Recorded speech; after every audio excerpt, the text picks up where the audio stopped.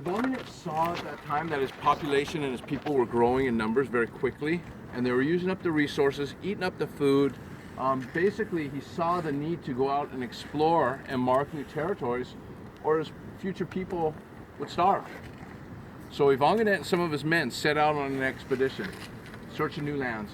And they came across the mountains this way, marking their path. When they popped out right here where we're at.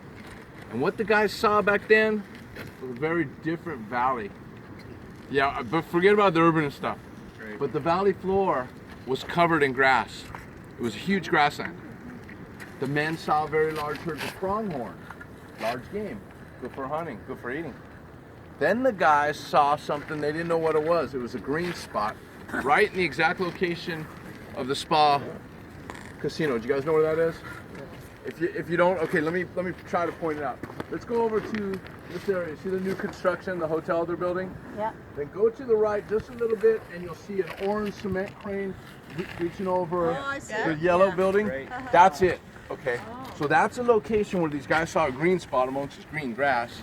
Didn't know what it was, so they walked down there to check it out. And what they found was a grove of honeypot mesquite, wild grapes and cattail reeds all growing. Yeah, these guys got excited. Because we'll learn as we walk down there, but just to give you a little head insight, this honeypot mesquite produces the best tasting stuff out here. And the grapes also produce fruit, and the cattail reeds could be eaten, the bottom portion. So these guys got excited. There's food growing. They also knew that all these plants require a lot of water to survive. So they began looking for the source and found a hot spring right there. They got real excited. Yeah. Hot spring. Yeah, you know it. They got everything. So these guys decide that they're going to go back and get their people. Well, Vongnet the chief was getting older, and he felt the height coming down this mountain. He didn't want to go up that same route. So he thought he'd take an easier route, went around the mountain, and headed up one of the northern faces, but did not make it. He died on his way back. So some time had passed, and another chief named Tahquitz had the same idea, to go out, explore, and mark new territories for future people to live.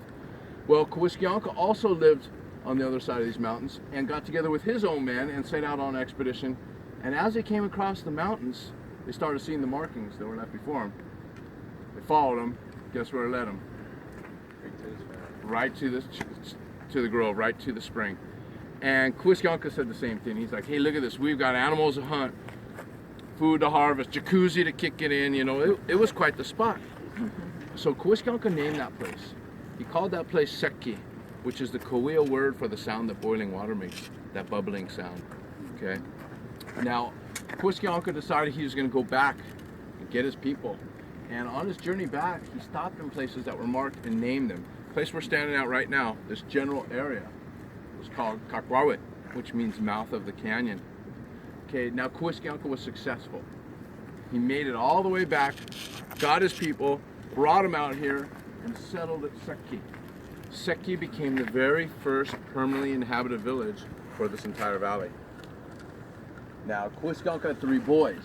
His oldest lived at Sekki, and the middle lived up here. And let me point it out if I may go over here. But if you look off to our left, see those 2 large boulders, and there's someone with a yellow shirt standing right there? Yeah. Off to our left, you guys see that? That's Tahquitz. Change one vowel, it goes from mouth of the canyon, Tahquitz, to Tahquitz, pile boulders. And that's where Tahquitz's middle son lived. What's interesting about that place, it's a very culturally special spot because the archaeologists recently surveyed it and uncovered artifacts that they were able to date to be 2,400 to 3,000 years old. Which basically gave us a timeline of the Korea migration here. And we know they've been here ever since. They had everything they needed here. Did not have to be migratory. So for the most part, you guys, we're walking trail. It's been walked on for thousands of years. So again, we're a big group. If you see anything that interests you, from plants to rocks to animals or whatever, just shout it out, say, hey, what's this? And again, if you're a slower walker or don't do as well with the stairs or you want to take a million pictures, if you guys wouldn't mind bumping to the back so we don't have a big slinky line, and you'll catch up to us at the stops. All right? Cool.